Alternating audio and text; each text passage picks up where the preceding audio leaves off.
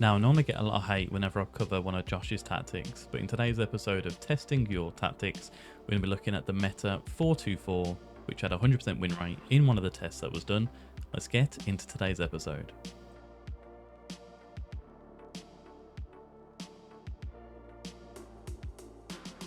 Now, as always, I'm going to be linking the tactic and the original video down below. Hit the like button and subscribe. We're going to have no badges, no past experiences, no transfers are going to be made. Let's get into today's episode. We're going to test with 4 teams, one that is a relegation candidate, one that's mid-table, one that's pushing for Europe, and one that should be challenging at the top end of the table. So with the tactic, it is a meta 4-2-4 version 2, a custom gegenpress, positive mentality. In possession, it's fairly wide attacking width, pass into space, play down the left and the right, and play at the defence. Slightly shorter passing directness with a higher tempo, run at the defence, be more expressive, with mixed crosses in the final third as well. In the transition, it is a counter press and a counter with distribute to centre backs and to shape, take short kicks. Also, out of possession, high line press of engagement, a higher defensive line, trigger press much more often, prevent short goalkeeper distribution, and to get stuck in also. Looking at the player roles, we have a sweeper keeper on support with more direct passes as an instruction added on here. 2 wing backs on attack with take more risks, run wide with the ball, stay wider, and to tackle harder for both left and right hand side. 2 ball playing defenders with tackle harder as an added instruction. 2 segundo volantes on support with tackle harder added on here. 2 inside forwards on support with tackle harder added on, and 2 advanced forwards on attack. Nothing added on with this, it is just got move into the channels. Now my first test is going to be with Sheffield United. Let's get into that test. And we have been sacked with our Sheffield United test, so clearly this tactic doesn't work for relegation candidates here. So if we have a look at our job history, we were in 20th position when we did get the sack for Sheffield United. Manager timeline, we were relieved of our duties on the 5th of December. So let's have a look at how Sheffield United were looking at the 5th of December. So if we look at the schedule, yeah, it wasn't great, but again, maybe just not for relegation candidates. Yeah, we didn't win a game, which is why we got the sack. So we picked up 1, 2, 3, 4, 5 points from a total, I'm not going to count. So Sheffield United, a bit of a bum test, but let's go on to our next one, which is slightly higher up the pyramid, and that is going to be with West Ham United.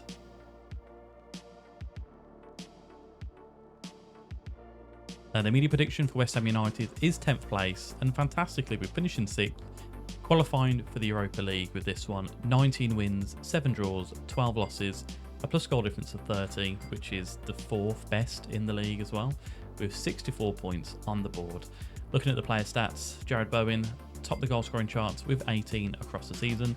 James Ward-Prowse got 19 assists, topping the chart there, and Kurt Zuma picking up 11 yellow cards, joint second in the division. Looking at the stats and how we did perform, we did score the most amount of goals in the division with 84, 16 of those coming from the corner spot.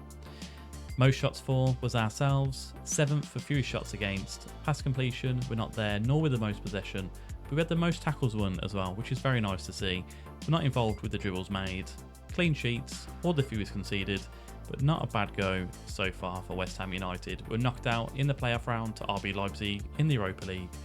English FA Cup, knocked out in the 3rd round, and we had actually runners up in the Carabao Cup as well, losing out to Arsenal 3-2 in the final. So a good showing here for West Ham United. Let's have a look at how we did perform across the Premier Division. I mean, to be fair, the start wasn't fantastic here. We only got 1 win in our first 10 or 8 games, but then we beat Fulham 5-2. Good victory there, and it was 5-1 against Sheffield United also. But it looks like the biggest turnaround came from December onwards, really. So we beat Brentford 3-0, beat Luton 3-2, beat Villa 3-1, Bournemouth 4-1, Newcastle beat them 2-1, although we did then lose on just before New Year's Day to Manchester City 5-1. But we bounced back, 2-0 victory over Palace, a 6-1 battering of Chelsea, 3-0 over Sheffield United, 2-1 against Brighton, 4-0 against Burnley, and we only lost 3 games toward the last end of the season. We beat Wolves 4-0, and a last day loss to Newcastle 2-0. Although we did beat Liverpool 4-0 as well. So yeah, not too bad. Not too bad in the end with this one. Looking at our squad and how we did perform. 24 goals and 9 assists for Jared Bowen. 18 goals, 7 assists for Danny Ings. Michail Antonio, 14 and 1. Maxwell Cornet, 12 and 1, with Paqueta getting 10 and 12 as well. Our next test is going to be with Newcastle United. They are going to be pushing for Europe in this test. Let's see how we get on. Now here with Newcastle, we have been sacked on our Newcastle test. Job history, we were sacked. It hasn't given us a position here. When were we sacked with this one? We were sacked on the 19th of May. So we've actually made it across the whole season, which is very unusual with a Newcastle test as well. So let's see how we did perform. I mean, they finished in 7th place. Conference League football for this season. 18 wins, 6 draws and 14 losses, a plus goal difference of 12 with 60 points on the board. Now we were sacked on the 19th. I don't know how many games were played after that time, but we will go into it where we can. Anyway, we're not involved with the player stats for goals, average rating, assists, player of the matches. To be fair, we're not involved in any of them. So let's have a look at the team overview. We were 3rd top goal scorers with 79 across the season, only 7 coming from corners in this one. 3rd most shots for.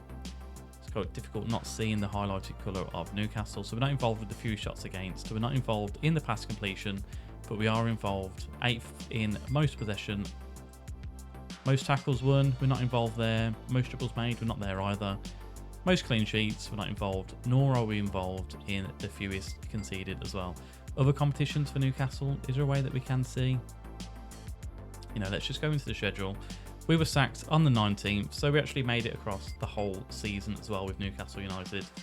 So let's see how we did perform throughout the season here. I mean, a first day loss to Arsenal, 6-2, not great. We then beat Palace 3-1, and we had a pretty bad start as well looking at this, but we did beat Chelsea 4-0, but then lost 4-0 to Liverpool. Beat Sheffield United 2-0, 4-2 against Forest, 2-0 against Brighton, 3-0 against Villa. I mean, to be fair, a very good run of form here coming in. We only lost once, and that was to Manchester United.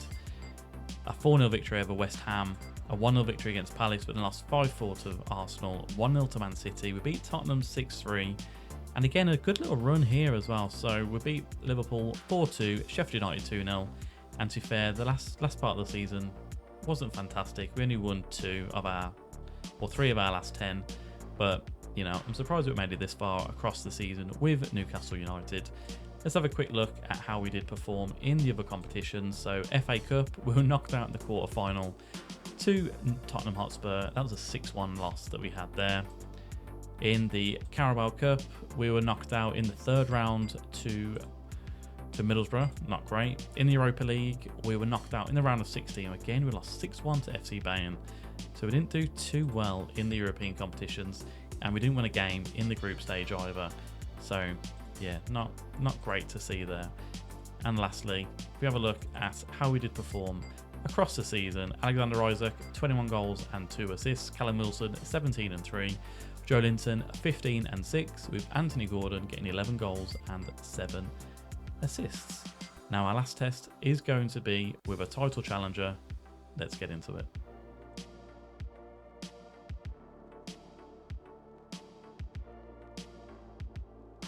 And that title challenger was Manchester United, and we finished in 2nd place for this one.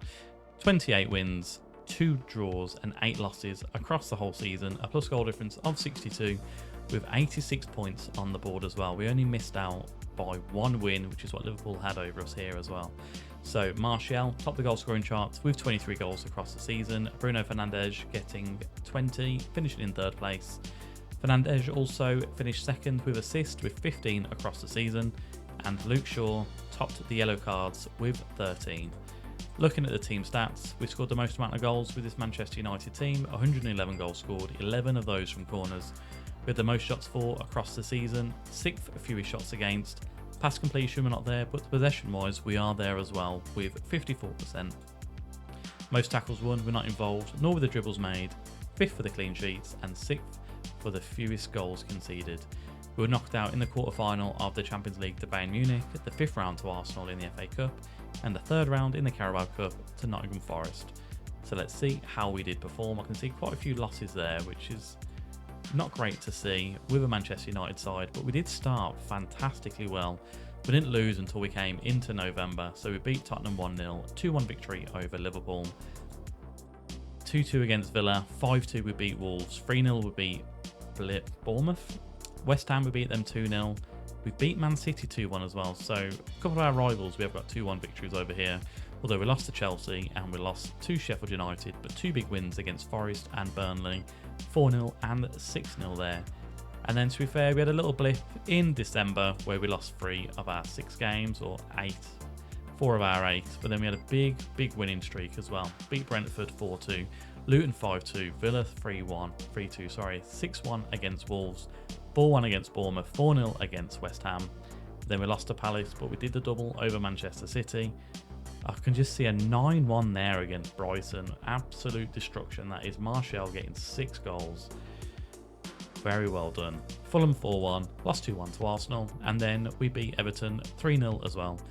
And then lastly, looking at the player stats, 28 goals and 14 assists for Martial, Højlund with 23 and 5, Fernandes with 22 and 21, Rashford with 21 and 12, and Garnacho 17 and 10.